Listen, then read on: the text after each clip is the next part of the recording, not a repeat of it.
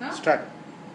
Well, grade 5 exhibition in fact is a culmination of primary years, that is PYP years in our school, and children segregate themselves into a few groups. Groups are made and they select the topics, and then they do a lot of brainstorming, they interview people and they understand the stuff. So this time one of the groups came to me with a very interesting topic, conflict management.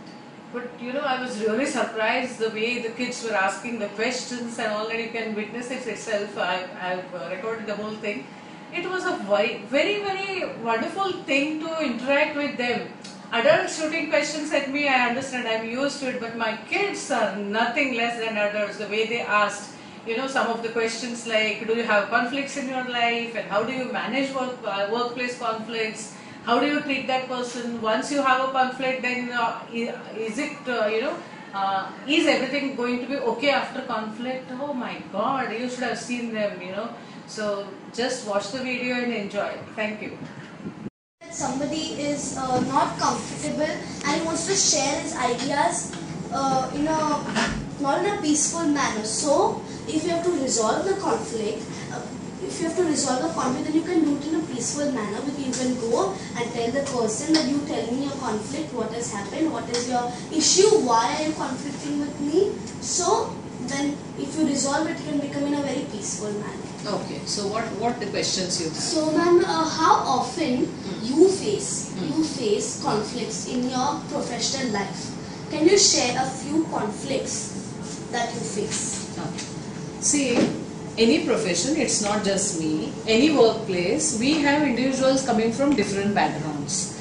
So in the first place, I would like to enlighten why there are conflicts. Conflicts are there because each one of us think in different directions, different ways. So whenever I don't see any problem as a conflict actually. So whenever they come, I need to orient everybody in everyone's energy in the same direction. That is conflict management according to me.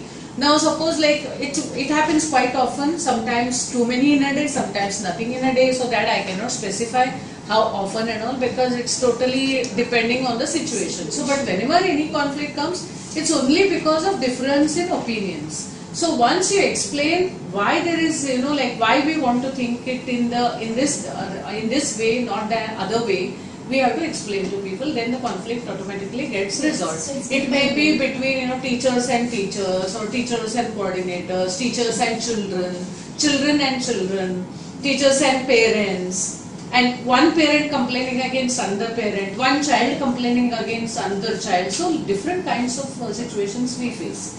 So that I don't look at it as a very big conflict as such. It's a difference of opinion. Yes, next question. How does the relationship with the opposite person change during the conflict and also resolving it? See, sometimes people are stuck to their own ideas. If we can take the horse to a river, cannot make it drink. Now, if you come with a set mindset that you are not going to listen to others, I cannot do anything, I can't do miracles. But I try my best to convince the person, because I try to solve the problem in a very objective way, rather than taking one side. See, he is right, you are wrong. So that will never pay off. So what you have to do is attack a problem. Okay, this is a problem. He is thinking like this. She is thinking like this. But you have to agree to this. Ultimately, I haven't faced any such situation where people have just left my room in a huff or something. I try my best to manage, and people get convinced and come to some solution. That's happened with me. Yes. Next. Okay, ma'am, which of the most difficult conflict you have ever faced till now? There are many. See, I am in the service for the last 31 years, so you cannot much before you were born. Yeah. So it's very difficult to pinpoint, but there are a lot of them, Yeah. How did you manage to resolve it? Like, you choose many, ma'am. Suppose I'm not saying that you don't only see which conflict, the specific conflict. You can just mostly how do you resolve a conflict? See, I will tell you, it is actually again not a conflict. There are some problems, I can say.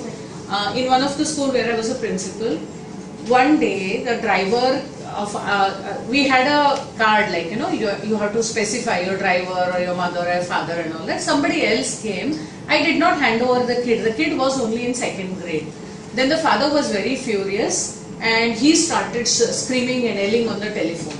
He said, how dare you not send, and you're so what if you're a principal. This is the kind of language sometimes parents use. I was very calm. I don't start counter shouting on them like that. So I told him, no, it is the safety of your child, I'm not sending.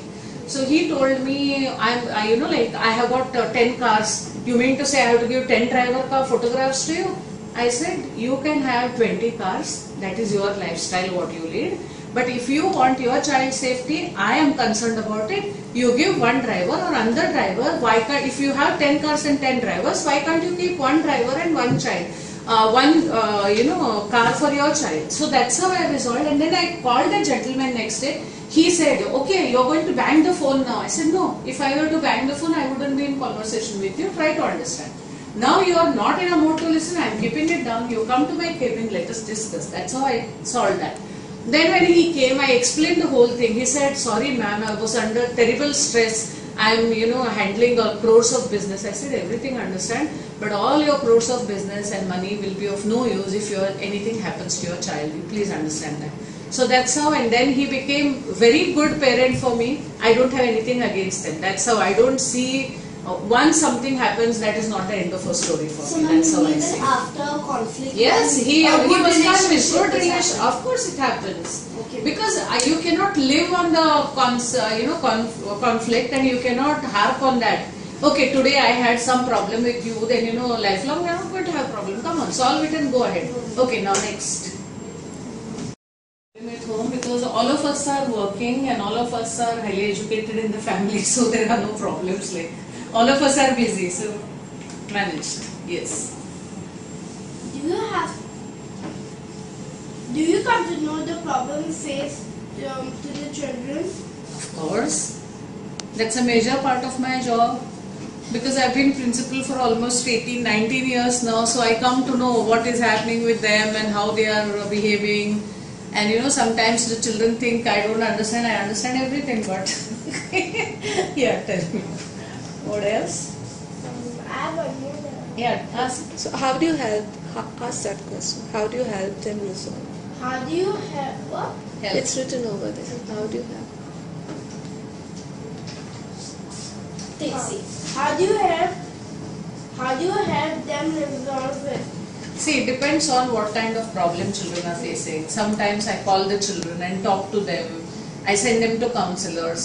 Generally it's a behavior problem, behaving bad in the class, back answering, not doing the homework, not coming on time, and not wearing a proper uniform. So it differs. So what I do is I try to correct them, explain to them again. My system is like that. I make children realize what is going to be good for them, what is not good for them.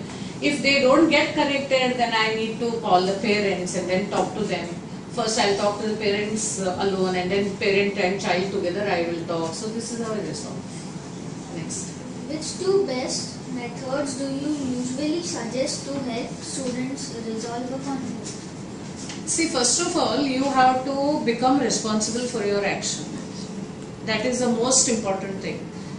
As a child, if you misbehave or if you do some mistake, that is fine. All of us are human beings. If we were all so great and not doing mistake, we would be in heaven, not on the earth. Okay, all of us make mistakes. Yes, all of us make mistakes. Even I make mistakes. Fine.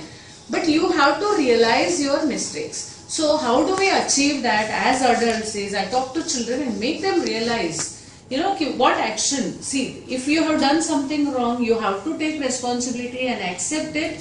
Then only you can improve. If you go on denying, no, I didn't do it, I am only right and she is only wrong. If you get into that mode, you will never succeed in life. So first thing is taking responsibility, accepting responsibility and trying to resolve.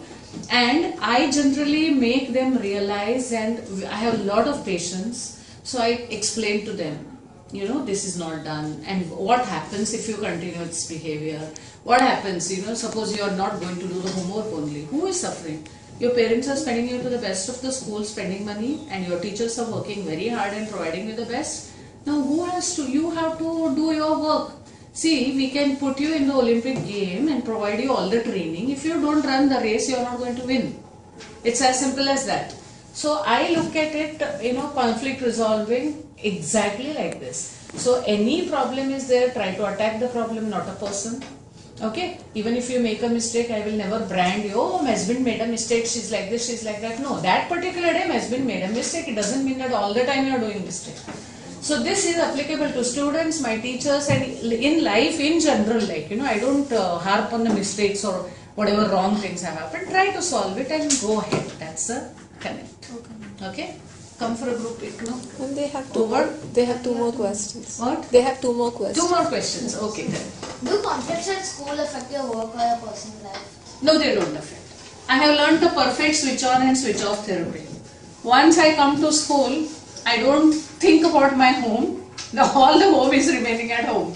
Once I walk out of the school remains in school. I don't carry my problems from this place to that place. It doesn't affect me one bit also. And I don't get emotionally involved. So it doesn't affect me as a person also. Even if somebody comes and starts abusing me, I don't cry or I don't shout back. I feel sorry for that person. Then I say, thank you very much. You have got all the, gift wrapped things, whatever you have got, take it back. So it goes back to you only. If I don't accept it, I don't get hurt. You have created that anger and emotional conflict in you, so you are taking it back. So it doesn't affect me at all. Sometimes when you're fighting with your own self, it looks like Yes, I don't. I just, your good wishes, your bad wishes, whatever you give, I always pray, let it go back to the origin, so nothing affects me. Yes. Anything else? Which qualities in you help you to resolve your conflicts?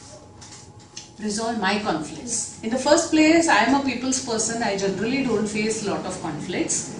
And I am a perfect liberal. I know how to balance the scales. So, that tendency. I think I have tremendous patience and I have a lot of thinking and analyzing skills. So anything it comes, like I suppose like there is a particular person X misbehaving. Everybody comes and tells me. I don't form my opinion and pass the judgment based on others' opinion.